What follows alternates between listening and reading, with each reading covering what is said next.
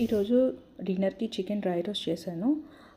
దీనికి ఫస్ట్ అయితే కొంచెం ఆయిల్ తీసుకొని చికెన్ ఉప్పు పసుపు వేసుకొని ఉడికించుకోవాలి. ఇది డీప్ ఫ్రిడ్జ్లో ఉందండి ఈ చికెన్, అందుకే అలా ఉంది. ఇంకా వదలలేదనమాట అదంతా కూలింగ్. నాకు ఇంకా టైం లేదు, అందుకే అలానే వేసేసాను.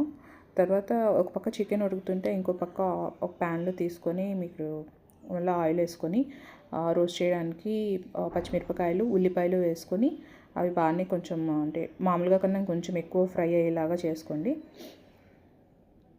దాని తర్వాత ఉల్లిపాయలు పచ్చిమిరపకాయలు కొంచెం ఎర్రగా వచ్చినాయి కదా, చూసారు కదా, దాంట్లోనే కొంచెం అల్లం వెల్లుల్లి పేస్ట్ వేసుకోండి.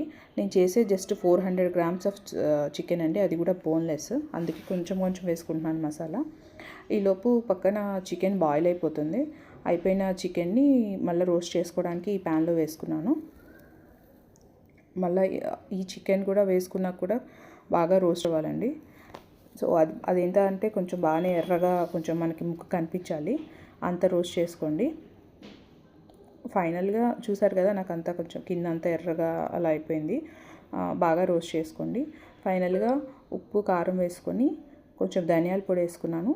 తర్వాత గరం మసాలా వేసుకున్నాను. అన్నీ ఇంట్లో చేసినవే అండి మసాలా అంతా. కొంచెం మధ్యలో కరివేపాకు కూడా యాడ్ చేశాను ఫస్ట్ మర్చిపోతే.